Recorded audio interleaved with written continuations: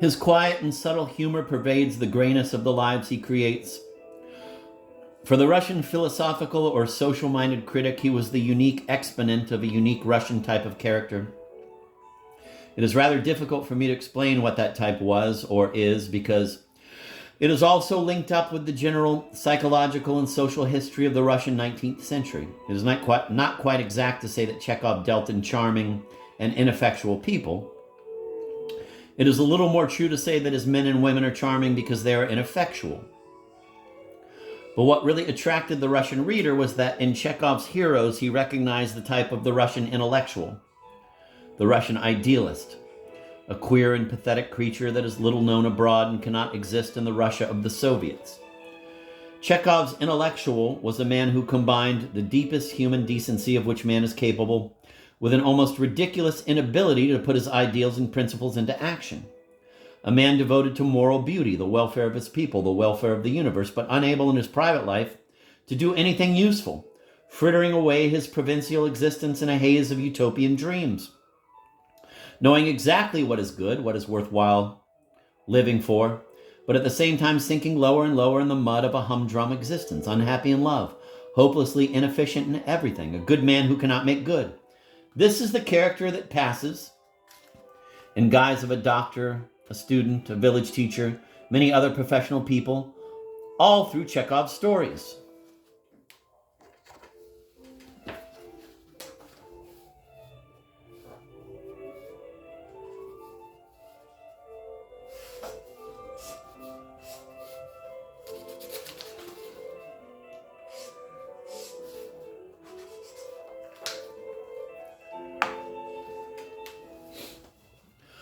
What rather irritated his politically minded critics was that nowhere does the author assign this type to any definite political party or give him any definite political program. But that is the whole point. Chekhov's inefficient idealists were neither terrorists, nor social democrats, nor budding Bolsheviks, nor any of the numberless members of numberless revolutionary parties in Russia. What mattered was that this typical Chekhovian hero was the unfortunate bearer of a vague but beautiful human truth, a burden which he could neither get rid of nor carry.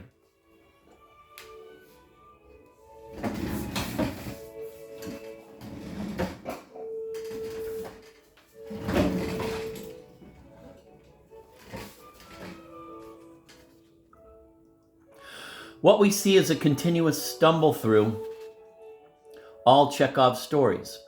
But it is the stumble of a man who stumbles because he is staring at the stars. He is unhappy, that man. He is unhappy, that man, and he makes others unhappy. He loves not his brethren, not those nearest to him, but the remotest. The plight of a Negro in a distant land, of a Chinese coolie, of a workman in the remote Urals, affects him with a keener pang of moral pain than the misfortunes of his neighbor or the troubles of his wife. Chekhov took a special artistic pleasure in fixing all the delicate varieties of that pre-war, pre-revolution type of Russian intellectual. Those men could dream, they could not rule. They broke their own lives and the lives of others. They were silly, weak, futile, hysterical. But Chekhov suggests, blessed be the country that could produce that particular type of man. They missed opportunities. They shunned action. They spent sleepless nights in planning worlds they could not build. But the mere fact of such men, full of such fervor, fire of abnegation, pureness of spirit, moral elevation, this mere fact of such men having lived and probably still living somewhere, somehow in the ruthless and sordid Russia of today, is a promise of better things to come for the world at large. For perhaps the most admirable among the admirable laws of nature is the survival of the weakest. Jeez.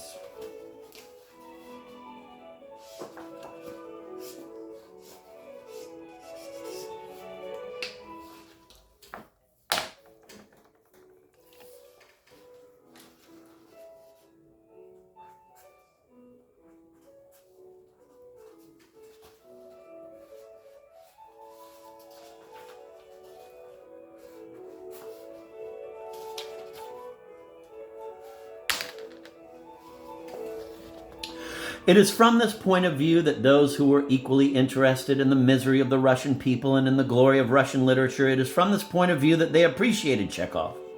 Though never concerned with providing a social or ethical message, Chekhov's genius almost involuntarily disclosed more of the blackest realities of hunger.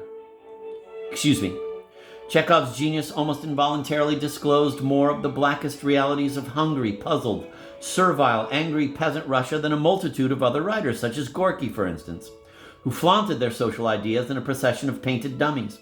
I shall go further and say that the person who prefers Dostoevsky or Gorky to Chekhov will never be able to grasp the essentials of Russian literature and Russian life, and, which is far more important, the essentials of universal literary art. It was quite a game among Russians to divide their acquaintances into those who liked Chekhov and those who did not. Those who did not were not the right sort. I heartily recommend taking as often as possible Chekhov's books, even in the translations they have suffered, and dreaming through them as they are intended to be dreamed through. In an age of ruddy Goliaths, it is very useful to read about delicate Davids, those bleak landscapes, the withered sallows along dismally muddy roads, the gray crows flapping against gray skies, the sudden whiff of some amazing recollection at a most ordinary corner. All this pathetic dimness, all this lovely weakness, all this Chekhovian dove-gray world is worth treasuring in the glare of those strong, self-sufficient worlds that are promised us by the worshippers of totalitarian states. The Lady with the Little Dog, 1899. Chekhov comes into the story, quote, "The Lady with the Little Dog," end of quote, without knocking. There's no dilly-dallying. The very first paragraph reveals the main character, the young fair-haired lady followed by her white Spitz dog on the waterfront of a Crimean resort, Yalta, on the Black Sea. And immediately after, the male character, Gurov, appears. His wife, whom he has left with the children in Moscow, is vividly depicted. Her solid frame, her thick black eyebrows, and the way she had of calling herself, quote, "a woman who thinks," end of quote. One notes the magic of the trifles the author collects, the wife's manner of dropping a certain mute letter in spelling and her calling her husband by the longest and fullest form of his name. Both traits in combination with the impressive dignity of her beetle-browed face and rigid poise, forming exactly the necessary impression. A hard woman with the strong feminist and social ideas of her time, but one whom her husband finds in his heart of hearts to be narrow, dull-minded, and devoid of grace. The natural transition is to Gurov's constant unfaithfulness to her, to his general attitude toward women, quote, "that inferior race," end of quote, is what he calls them. But without that inferior race, he could not exist. It is hinted that these Russian romances were not altogether as light-winged as in the Paris of Maupassant. Complications and problems are unavoidable with those decent, hesitating people of Moscow, who are slow, heavy starters, but plunge into tedious difficulties when once they start going. Then, with the same neat and direct method of attack, with the bridging formula, quote, "and so," end of quote, Nabokov follows with the deleted quote, or perhaps still better rendered in English by that, quote, "now," end of quote, which begins a new paragraph in straightforward fairy tales, end of quote. Then, with the same neat and direct method of attack with the bridging formula, quote, "and so," end of quote, we slide back to the lady with the dog. Everything about her, even the way her hair was done, told him that she was bored. The spirit of adventure, though he realized perfectly well that his attitude toward a lone woman in a fashionable sea town was based on vulgar stories, generally false, the spirit of adventure prompts him to call the little dog, which thus becomes a link between her and him. They are both in a public restaurant. Quote, "he beckoned invitingly to the Spitz, and when the dog approached him, shook his finger at it. The Spitz growled. Gurov threatened it again. The lady glanced at him and at once dropped her eyes. 'He doesn't bite,' she said, and blushed. 'May I give him a bone?' he asked, and when she nodded, he inquired affably, Have you been in Yalta long? About 5 days. End of quote.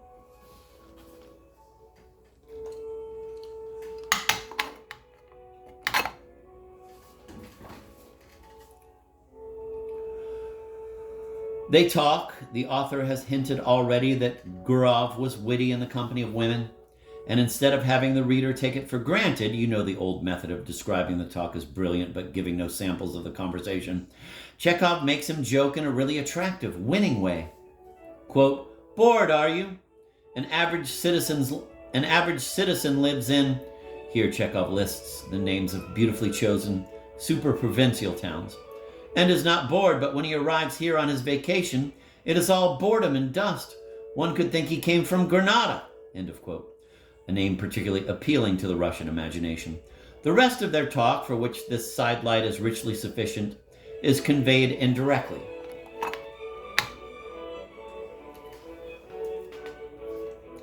Now comes a first glimpse of Chekhov's own system of suggesting atmosphere by the most concise details of nature. Quote, the sea was of a warm lilac hue, with a golden path for the moon. End of quote. Whoever has lived in Yalta knows how exactly this conveys the impression of a summer evening there. This first movement of the story ends with Gurov alone in his hotel room, thinking of her as he goes to sleep and imagining her delicate, weak-looking neck and her pretty gray eyes. It is to be noted that only now, through the medium of the hero's imagination, does Chekhov give a visible and definite form to the lady, features that fit in perfectly with her listless manner and expression of boredom already known to us.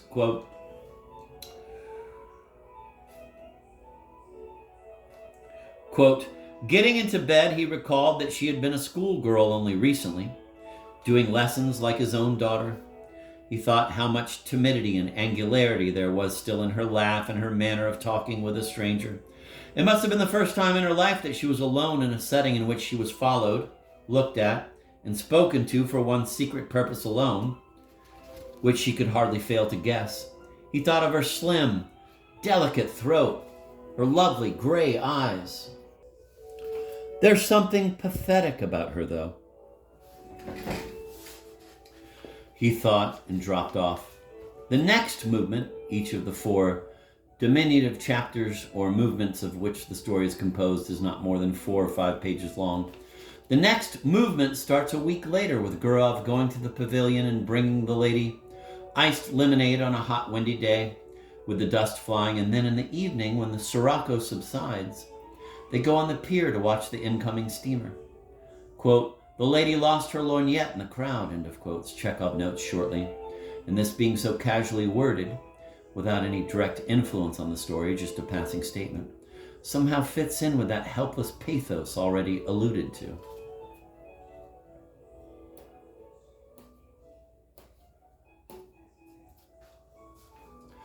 Then in her hotel room, her awkwardness and tender angularity are delicately conveyed. They have become lovers. She was now sitting with her long hair hanging down on both sides of her face in the dejected pose of a sinner in some old picture. There was a watermelon on the table. Gurov cut himself a piece and began to eat unhurriedly. This realistic touch is again a typical Chekhov device. She tells him about her existence in the remote town she comes from, and Gurov is slightly bored by her naivete, confusion, and tears. It is only now that we learn her husband's name, von Dideritz, probably of German descent. They roam about Yalta in the early morning mist. Quote, at Oreanda they sat on a bench not far from the church, looked down at the sea, and were silent. Yalta was barely visible through the morning mist. White clouds rested motionlessly on the mountaintops. The leaves did not stir on the trees. The crickets chirped, and the monotonous muffled sound of the sea that rose from below spoke of the peace, the eternal sleep awaiting us. So it rumbled below when there was no Yalta, no Oreanda here. So it rumbles now, and it will rumble as indifferently and hollowly when we are no more. Sitting beside a young woman who in the dawn seemed so lovely, Gurov, soothed and spellbound by these magical surroundings, the sea, the mountains, the clouds, the wide sky. thought how everything is really beautiful in this world when one reflects. Everything except what we think or do ourselves when we forget the higher aims of life and our own human dignity.